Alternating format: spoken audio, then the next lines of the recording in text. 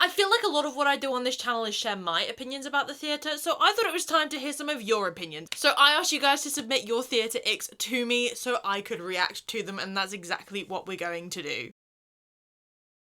Hello you lovely lot, and welcome back to my stagey YouTube channel. And yes, I do have a new camera, thank you for noticing. Today, for once, I'm not going to be sharing my opinions about theatre, instead I'm going to be reacting to your guys' opinions. More specifically, your theatre icks. I have a list of them compiled here on my phone, and I'm going to go through them and react to them for you guys. So let's kick this off with our first ick, which is one that I got sent over and over again, and that is people talking and having loud conversations at the theatre. I feel like you're genuinely going to struggle to find a theatre kid that doesn't feel this way, but people talking near you at the theatre genuinely boils my blood. I feel like this is such a fair ick to have. I don't mind people here and there making a comment about the show, being like, ooh, that caught me by surprise, things like that. But talking about Maureen 2 doors down from you who's going through a divorce with her husband Phil, not really relevant to now, so if we could just maybe zip it until the interval, that would be much appreciated. I genuinely believe that there is nothing so urgent for you to tell your little buddy at the theatre that it needs to be said during the show. Better yet, if you'd rather actually have a conversation with your friend than watch the show that we are sat currently enjoying, maybe don't book a theatre trip, go to a restaurant or something, somewhere where you guys can chat with one another. This is definitely an ick I can agree with. I can't fault it anywhere. People talking near you at the theatre is just annoying and can spoil your whole trip. Our next ick goes hand in hand with talking along at the theatre, and that is singing along at the theatre. And again, this one was submitted a lot. So of course this is also a theatre ick I have. I cannot stand people singing along near me at the theatre. Of course there are exceptions, right? Shows like Six the Musical and Heathers have run sing-along shows in the past, and many shows now also have a curtain call that you're allowed to get involved with, so there are times and places in which singing along at the theatre is allowed and, in my opinion, is very fun. But other than that, I think it's just so incredibly rude to sing along at the theatre when the people around you have paid to hear the professionals sing and not you. I don't care how good you think you are, chances are it's a little pitchy and no one around you's enjoying it, even if you're having fun. Just get it out of your system before or after the show, plan a sing-along in the car on the way there, or listen to the musical in your headphones on the train into London, something like that that gets it out of your system so that you're not tempted to sing along, because trust me, everyone around you is so annoyed that they can hear you. So yes, this is such a valid theatre ick. I feel like there's definitely a theme going on with these first three, because the third ick that you guys sent in to me was people with loud food. And I feel like this, for me, is one I talk about a lot in terms of things that really annoy me that people do at the theatre. Because why is it when you're in a quiet moment, a deep emotional moment, maybe a character's dying or someone's just broken up with someone else, that is when the people around you decide to reach their hands into their rustly packet of sweets to dig around for the perfect piece? Like, do it in a round of applause or a really loud moment in the show maybe, so that less people can hear you.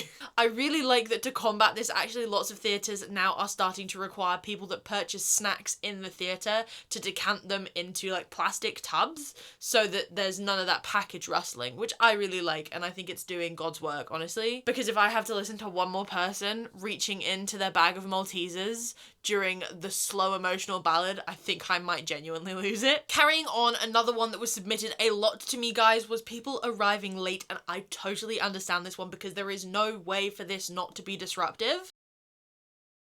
It's genuinely quite irritating when you've been drawn into the world of a show only to be pulled out of it by having to stand up to let someone sit in your row. I also think this is one that is disruptive to so many people, simply because everyone behind the row that has to stand up and let people shuffle along is also disrupted because their view of the stage is going to be blocked. I do totally get that there are circumstances such as travel delays and things like that that genuinely are out of people's control, but I am always at the theatre like an hour before the show starts, even if the venue doesn't open an hour before the show starts, just to make sure that I am not that person that is running late.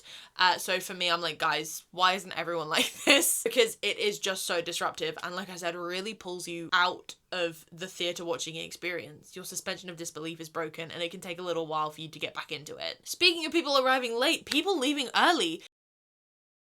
This is one that I wasn't expecting and one that I'd never really considered, but a lot of you guys submitted a theatre ick of yours as being people leaving during the bows. And this is probably the first ick on this list that I don't necessarily agree with, and that is probably because I have been guilty of leaving during the bows before. Sometimes it is just genuinely unavoidable, and this again is one very largely linked to travel. If you're like me and you have to travel to your theatre venues by train, then you know sometimes, say there is a delay in the show starting, you're gonna have to leave early to make sure you catch your train home because you don't want to be stuck in London. I know I've had this with Hamilton, I cut that very fine. Standing at the Sky's Edge whilst that was at the Gillian Lynn Theatre was the first production I ever actually had to leave during the bows for. If you've watched my curtain call video of it, you can see me like moving. I'm trying to film, I'm trying to cheer, but I'm actually trying to like navigate my way out so that I don't get stuck in and amongst the crowd of people. So I completely understand why people are doing it. I also see the other side of it, right? The cast and crew have worked their asses off to pull off this show and entertain you for 2.5 hours. And so it's really quite disrespectful to leave without being like, well done, good job guys. But sometimes it is unavoidable. So yeah, I guess this is probably the first one that I maybe don't agree with as much as some of the other theatre icks submitted on this list. I know I've already said the word disrespect, but disrespecting front of house, this was an ick that I saw that I was like, yes, I agree with this.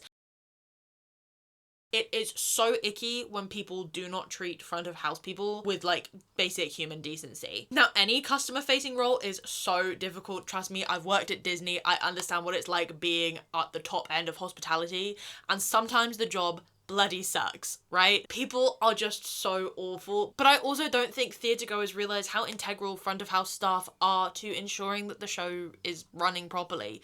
Whilst they may be not backstage calling cues or triggering set changes or singing and dancing, they are equally as part of the theatre's team that helps bring a show to life every night. They are there to keep you safe, make sure you have the best time possible, make sure everyone follows the rules.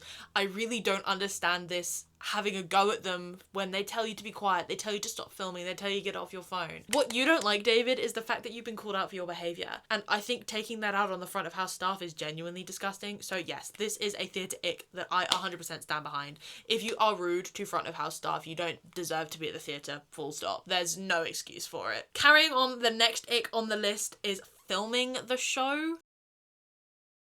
Now, this is one I feel like my opinion could catch me some flack for, and I feel like I'm going to be very careful in the way I explain this, because this is an ick I do agree with. I cannot stand when people film at the theatre. But I don't want anyone mistaking that as me being this like anti-bootleg monster, alright? I understand the importance of bootlegs, and I have no problem with people watching them, as theatre is so inaccessible as is, that if your only access to the theatre and to some incredible productions is watching a bootleg of it, then I say go for it. What I don't like and don't understand, and what I find an ick, is the fact that people are so brazen in the way that they are just going into theatres nowadays and filming it. I don't understand why everyone needs to film their own bootleg version of something, particularly if 5 bootlegs of the same show already exist. Filming can be distracting to the performers and your fellow guests at the theatre. Not to mention the fact that live theatre performances, in my opinion, aren't meant to be set in stone.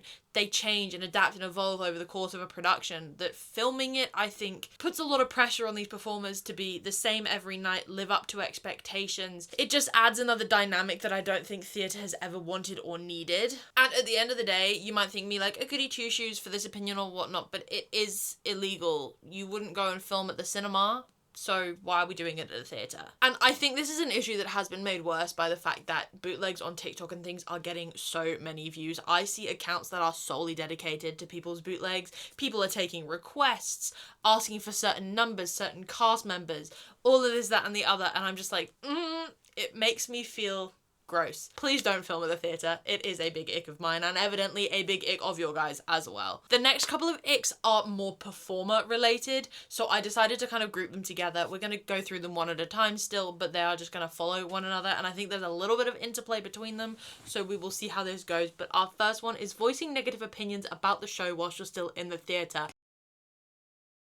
Okay, this is a big no-no for me. You should not be talking shit about a show whilst you're still at the venue. I'm a firm believer in what I call the 3-block rule, okay? You have to be 3 blocks away from the theatre before you can start, like, chatting about it, okay? Unless it's positive things you're saying. Does that make sense? If you've got nothing but praises to sing of the show, then go ahead, say it in the theatre. But if you're just gonna slag it off, keep that to yourself until you're 3 blocks away from the venue, or somewhere like your car where you are certain that no one connected to the show is going to be around you to hear what you have to say. And tied into that, the next ick is dragging performers while still in the theatre.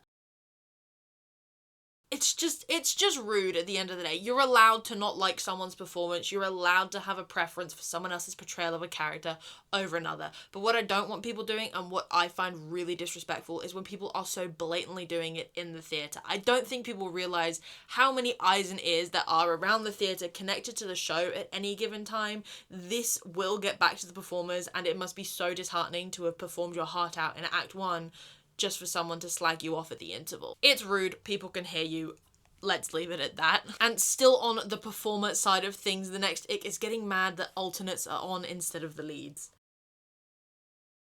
I definitely agree with this. This is a big ick for me. If I see people grumbling and moaning that we have alternates on, I'm always just kind of side-eyeing them like, who do you think you are? Because genuinely, would you rather see alternates perform roles or for the show to be cancelled? Because those are our options, right? Swings, alternates, whatever you want to call them, they genuinely do such a fantastic job and such a difficult job knowing more than one track in a show. And that's not to say that anyone is more or less talented, but I think they genuinely are the true backbones of a production because they are the ones that keep the wheels spinning, even if other cogs fall in and out of place. Does that make sense? That's a very bad metaphor. Why did I say that? But basically, yeah, would you rather the show was cancelled? I genuinely look down on anyone that grumbles and complains when alternates are on. And again, more performer related icks. Getting mad when specific cast members aren't on. You see this a lot at the moment, and I feel it's definitely worse with some shows and some performers over others. Now, I do think you are allowed to be disappointed. I have no problem with people being disappointed that certain performers aren't on. That is just such a human thing, particularly if they are a staple member of the cast. That's so fair. What I don't like seeing and what's icky to me is people that take it too far, taking it online, harassing people, moaning, complaining, demanding refunds, right? Because in my opinion, unless a person's name is billed above the name of the show, you're not paying to see the performer, you're paying to see the show. So a great example of this is Hayley Atwell and Tom Hiddleston in Jamie Lloyd's Much Ado About Nothing. Okay, their names were billed above Much Ado About Nothing. So we were all there to see Tom Hiddleston and Hayley Atwell. But had it been Much Ado About Nothing starring Tom Hiddleston and Hayley Atwell, we'd have been paying to see Much Ado About Nothing. At least that's how I like to think about it. So again, I will be judging you and you will be giving me the ick if I hear you loudly complaining that a certain performer's not on. Because I think there's a difference between being disappointed and complaining. Ooh, okay, the next 2 icks are clapping related. First up, we have no clapping at the end of the song. I definitely agree with having this one. This makes me so uncomfortable. It's awkward as hell when someone finishes singing their heart out and then there's just silence. Now, I do think in some shows and some circumstances, it's easier to get a round of applause in than others. Some shows have built-in pauses. I feel like there's a name for them, but I don't know what it is. But a built-in pause at the end of a song where everyone cheers and goes, woo, before the next line is said. Obviously, some shows don't have this, particularly shows that are entirely sung through, simply because where one song ends, another one begins, and so there's less dedicated moments for the audience to cheer and clap. But I have also been to shows where there has been a dedicated pause for an audience cheer or clap and nothing's happened, and it is one of the most painfully awkward moments I think a theatre fan can experience whilst at the theatre. So I definitely understand this ick. But then we also have the reverse of that ick, and that's clapping before a song ends. Now, this is an interesting one because this is an ick I understand both sides of. I understand being annoyed by it, but I also understand wanting to do it, okay? You have situations where someone is hitting a very, very impressive note or a great riff in the middle of a song, and you want to cheer and whoop and let them know that you're thinking that they're amazing.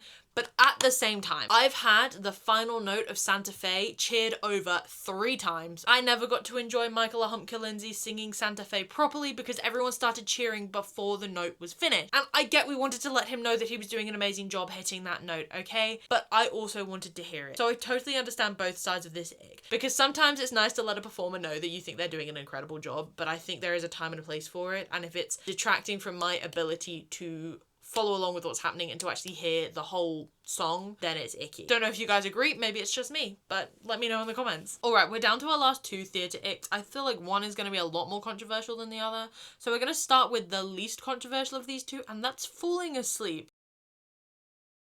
I feel like this is very appropriate. Yesterday at the theatre, the guy next to me went out the moment the lights dimmed. He was just...